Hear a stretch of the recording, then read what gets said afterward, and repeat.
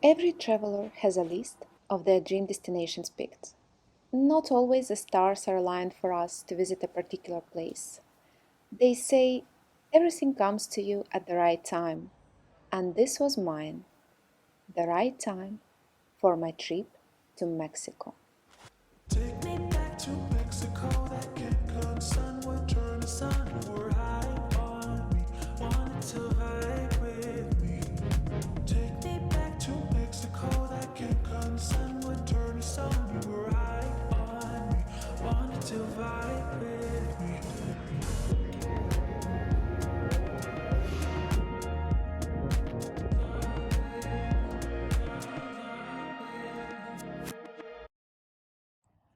First things first, and on my day one, I knew that I wanted to see the city from above first. That's how I ended up going to Chapultepec Castle, which is located on the highest part of the hill. And accessing the castle is a bit of a hike, but once you're at the top, you are rewarded with some of the best views in all of Mexico City, guys. And right here we can see the Paseo de la Reforma, which is Mexico City main street that runs through an upscale residential neighborhood as well as the city's historic district. And Chapultepec Hill stands 2,400 meters above sea level, and from its top it is possible to enjoy a view of the entire Valley of Mexico to the north, south, and east. The castle is known for its impressive gardens, and it still reigns as the only castle in North America that actually served as a residence for royalty. Inside, you can explore the National Museum of History and enjoy large murals and artworks throughout.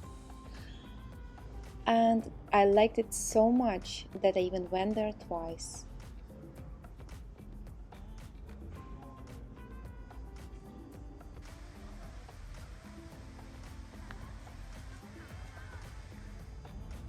The next place I really enjoyed visiting was Tamayo Museum of Contemporary Art. Unfortunately, it wasn't allowed to film there, but I still managed to get some footage. The building is made of reinforced concrete and white marble stone, and I mean that play of light and color, guys, how cool is that?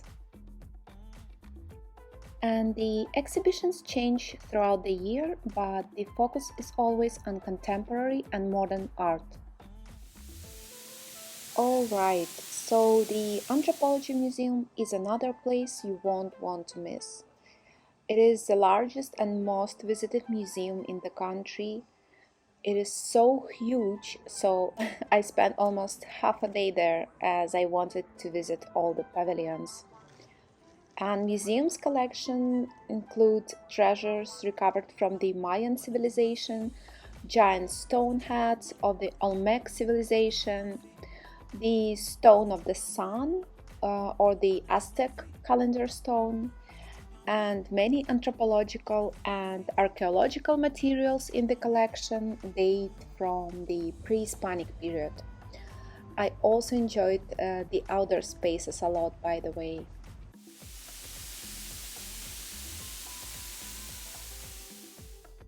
The Palace of Fine Arts is one of the most iconic and grand buildings in the historic center of Mexico City. I mean, the architecture alone is worth a visit, and in addition to that, you can witness immense murals from Mexican artists like Diego Rivera and Rufino Tamayo.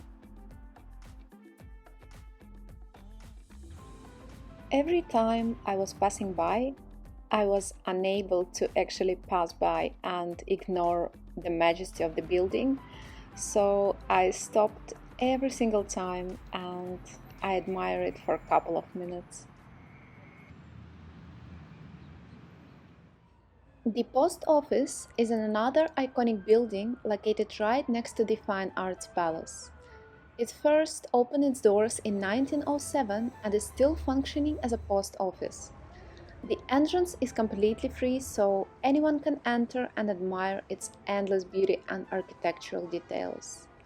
And actually, this building was featured in the Pixar animation movie Coco, where the land of the living and the land of the dead are separated by the Central Grand Station, which is almost the exact replica of the interior of this post office.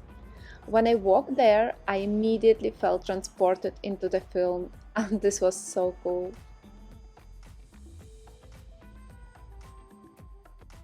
As I was close by, I stopped by the House of Tiles, which is covered on three sides by blue and white colonial Talavera tiles from Puebla State. And it's an 18th century Baroque palace, imagine guys, so it was nice to see it.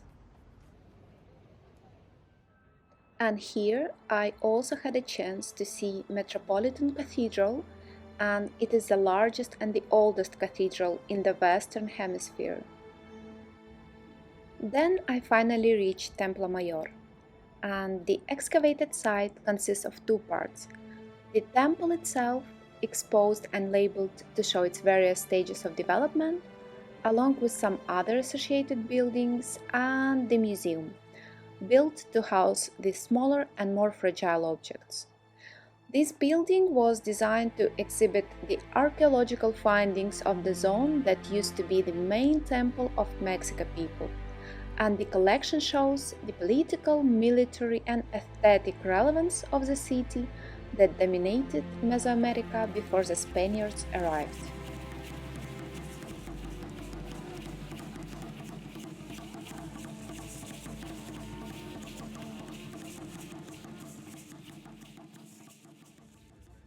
On that note, I thought, why not to take a day trip to Teotihuacán, the largest pre-Columbian city? No, I'm just kidding.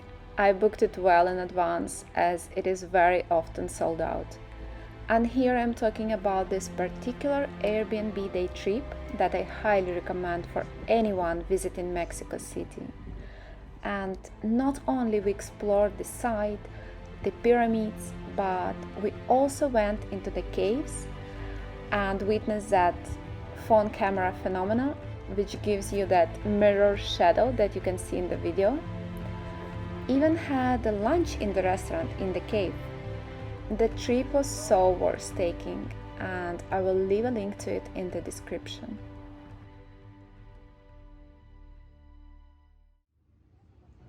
The next day I went to Frida Kahlo Museum, also known as the Blue House. Don't forget to book your tickets in advance, guys, and you can do it online only. Then I headed to Coyoacan Center and Artisanal Market, where, to be honest with you, I spent at least few hours browsing the shops, admiring the work of Mexican artists, admiring the beauty of the crystals, chatting to sellers. I can definitely say I had fun there. I also really enjoyed walking the streets of Coyoacan.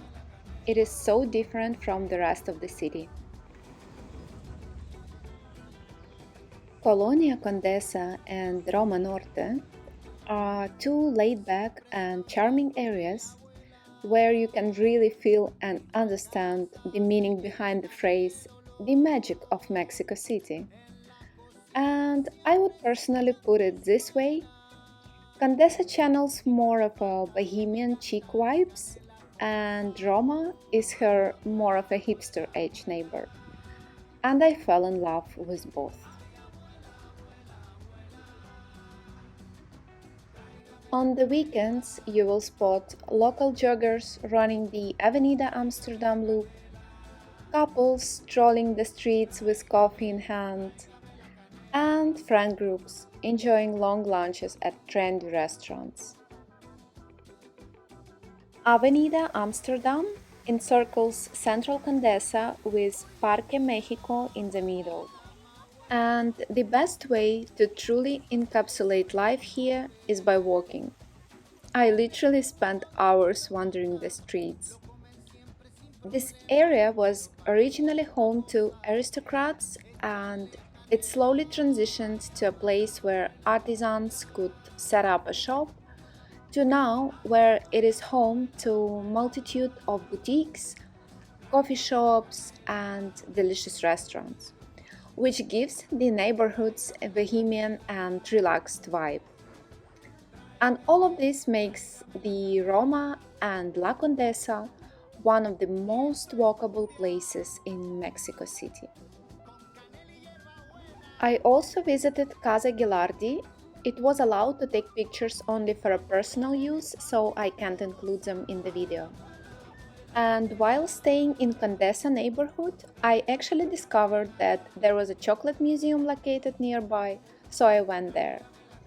Not only they provide you the historical insight, but you can also make your own chocolate from scratch, starting by grinding the cacao beans into the paste. And then they also had a shop inside the museum where I purchased some delicious flavored chocolate like the one with lavender, pistachio, and cinnamon. Alright, this was the day when I went to Sumaya Museum, and it's one of the most iconic museums in Mexico City. Not only because of its art, the giant silver building is one of the showiest pieces of architecture in the city. The museum collection features works by legendary Mexican artists like Diego Rivera and Rufino Tamayo, as well as by many European icons like Renoir, Matisse, and Degas. I was taking my time here looking closely at each and every masterpiece. Oh, and one of the highlights, guys, is Rodin's The Thinker on display in the lobby. Then I went to Jumex Museum, which is located just few steps away from Sumaya, literally across the square. And Jumex houses one of the Latin America's largest private contemporary art collections, which include work of artists like Andy Warhol and Damien Hirst. There you can see all the different kinds of art, from paintings and drawings to light and video installations. So, as I already was in Polanco neighborhood, I decided to check out the malls. And first I went to Antara Fashion Hall. It is a small shopping mall where you can find a number of international well-known stores and coffee shops. And my next stop was Palacio de Hierro, which is on more of a high-end side with all the luxury brand stores and fine dining restaurants. Polanco is often called the Beverly Hills of Mexico, having one of the country's densest concentrations of luxury shopping, upscale hotels, embassies, and high net worth individuals. As you guys can see, this city has it all. It's not the place where you will run out of things to do. And this was the spot where everyone was taking a picture to prove that they visited Mexico City. As I had enough time on my hands, I also visited Santa Fe, which is the newest and most modern district of the city.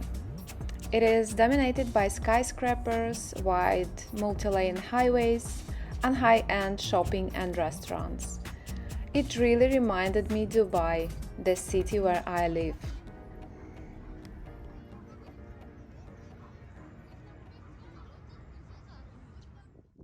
If you want to hike in Mexico City, Ixtapopo National Park is one of the absolute best options.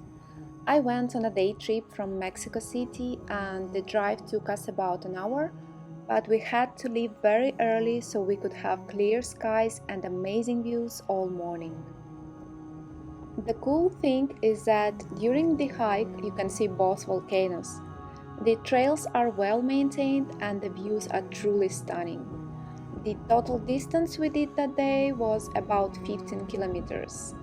And Popocatépetl is an active volcano, guys, and it's one of the world's most dangerous volcanoes.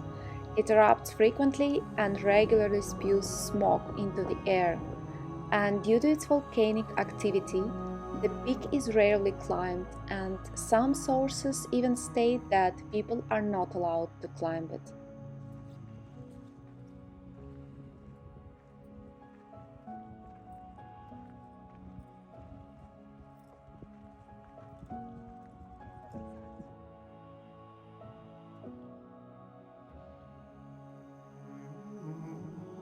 I'm telling you guys, during the whole trip, I was amazed by the beauty and diversity of flora and fauna of Mexico. On our way, we had a chance to see several animals, reptiles, insects, different types of plants and flowers. We even saw a river and a waterfall.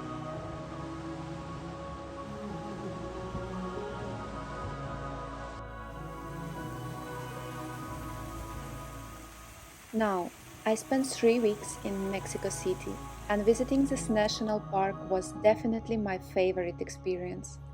If you're into hiking and nature at all, this day trip is a must. Again, I will leave a link to it in the description.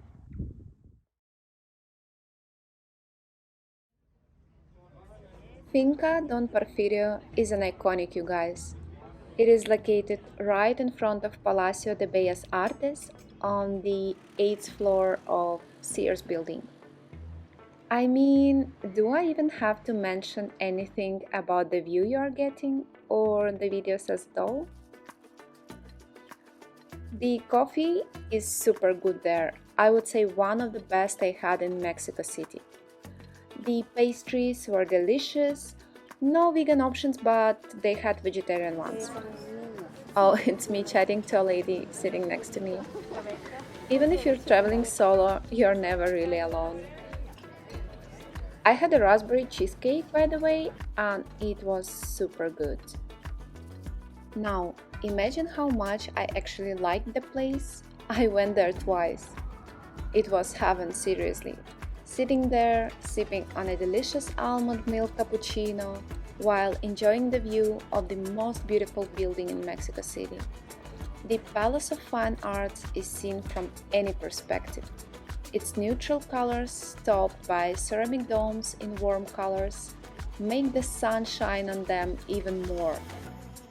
By all means, go there. You won't regret it, trust me.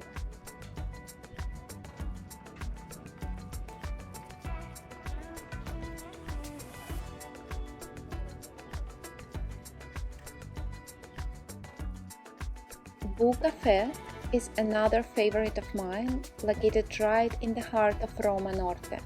Surrounded by lush plants, it's been always a pleasure having there my breakfast.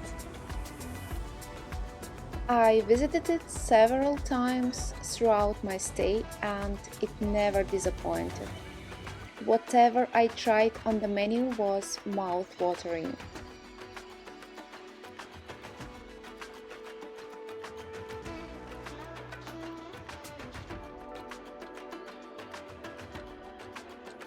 Lardo is a fantastic all-day Mediterranean spot. It's especially warm and buzzy on sunny days. There was always a long queue to get in.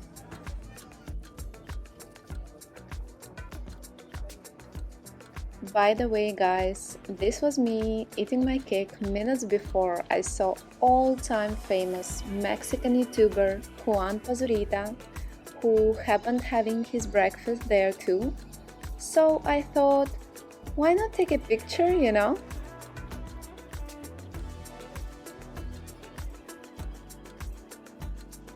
Plantasia is a beautiful Bali-like Asian plant-based restaurant. The food was super good, including presentation. What I didn't really like was the busyness of the place. It was too noisy at times, so it's more of a gather with friends type of place rather than a place to chill. Ojo de Agua. This particular one is in Roma Norte. I went there several times and always had the same meal. This is how much I actually liked it.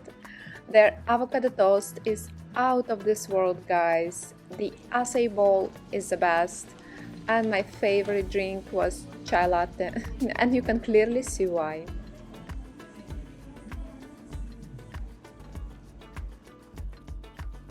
Ojo de Maíz is Ojo de Agua sister restaurant, but a plant-based one. I liked it too, and while I was staying in Condesa, it was quite convenient for me to pop in there.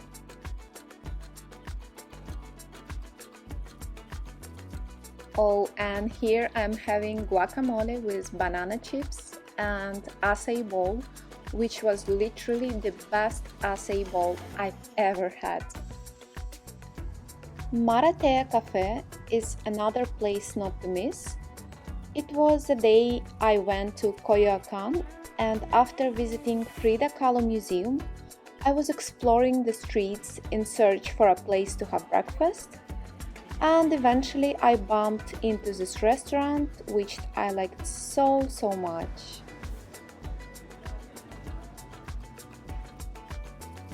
I had an omelette with mushrooms and some salad. The place is super cute. It has lots of flower pots everywhere and a small cozy courtyard.